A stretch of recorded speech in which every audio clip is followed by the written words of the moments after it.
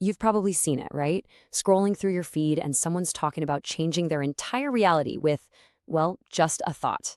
It's this wild world of modern magic where ancient ideas are crashing right into brain science. And that's exactly what we're diving into today. Manifestation, spells, and the psychology that might just be the key to unlocking it all. I mean, look at this. You see stuff like this all over TikTok, Lemonade, you name it. An obsession spell. The goal? To make someone, well, eat, sleep, and breathe you. The language is so intense, so powerful. It's designed to grab you, for sure. And then there's this kind of thing. It's a lot simpler, right? Just a call to action. Comment, mine. It's super interactive, it's public, and the whole thing really works on this idea of collective belief. But it's not always about love or obsession. Nope, it's also about money. It's about abundance. You'll see affirmations to attract cash, little rituals to boost up your financial energy. So whether it's love or money or something else, these digital spells seem to promise one thing: a little bit of control over your own life. So what is actually going on here? Okay, so at the absolute core of all these online spells is this big idea, manifestation. And let's be real, this isn't some niche thing anymore. It has gone completely mainstream. We're talking everything from vision boards to these really elaborate #witch talk spells. So what is manifestation really? Well, the central idea is pretty straightforward. What you think, you become. The belief is that if you focus your intention, I mean really focus, and you feel the emotions of having what you want, you can actually influence the physical world around you. It's the idea that your thoughts can literally shape your reality. And wow, the techniques are all over the place. I mean, you've got your classic vision boards, right? Visual goals. Then there are money bowls, which are these symbolic rituals people do. There are even sleep spells you do as you're falling asleep. We've seen obsession spells, of course, manifestation dolls to focus your energy, and even using water, which some people believe can actually hold the memory of an intention. It's a huge range of practices.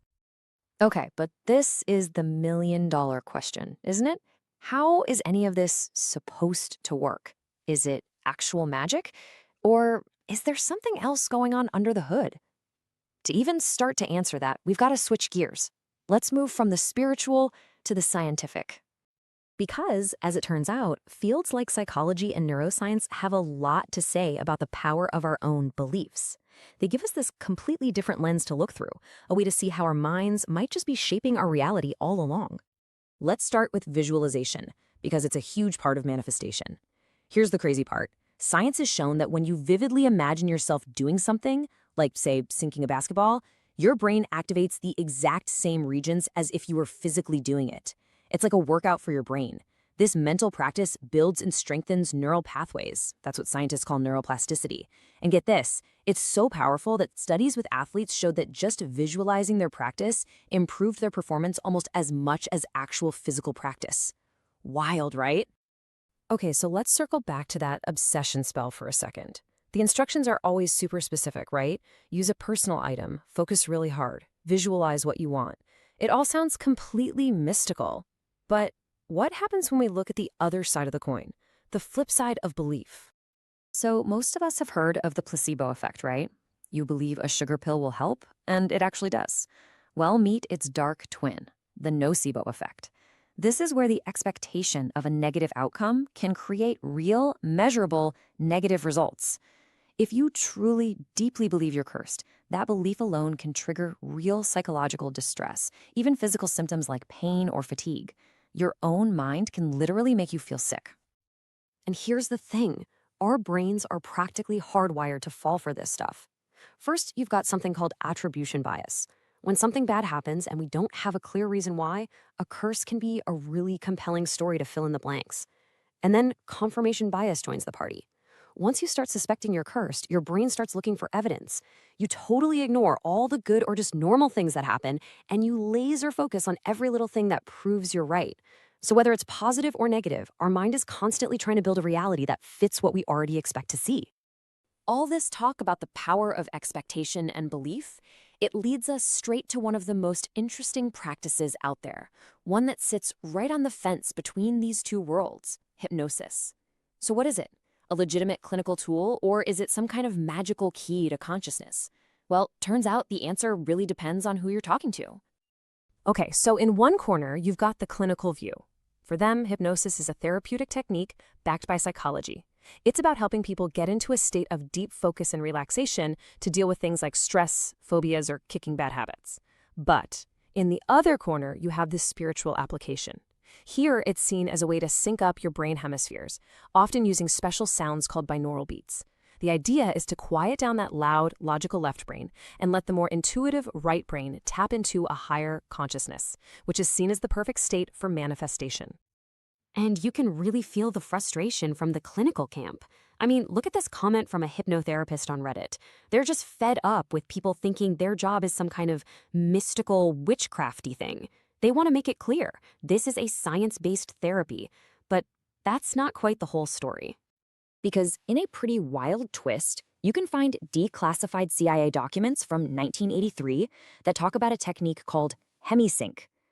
And what was their research about? Well, it explored whether syncing the brain's hemispheres with sound could let a person shift into a higher state of consciousness and even boost their spiritual awareness. I mean, that sounds exactly like what the spiritual folks are talking about, right? It really makes you stop and think. What other uses might a government agency have been interested in for a technique like that? All right, so where does that leave us? We've got a clinical tool, a spiritual practice, and the CIA, all seeming to point to the incredible power of a focused mind. How do we tie all this together? The answer, or at least part of it, might actually be in the history of modern witchcraft itself. So first things first, modern witchcraft, often called neo-paganism, isn't some ancient religion passed down in secret for thousands of years. It's actually a pretty new religious movement, really getting its start in the middle of the 20th century. And the key thing to understand is that from day one, it has always been about taking old ideas and blending them with new ones. And you can really see this evolution just over the last 100 years or so.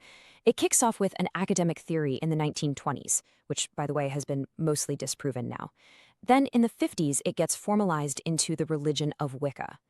By the 60s and 70s, it's exploded into all these different branches, especially with feminist movements, and of course, the internet. Just look at #WitchTalk today. It's a faith that has always adapted.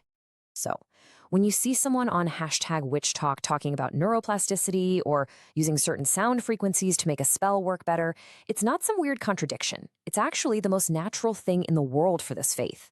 It is the latest evolution in a long history of taking old magic and folklore and blending it with the ideas and the language of today, which just happens to be the language of science. And that really leaves us with one last big question to chew on.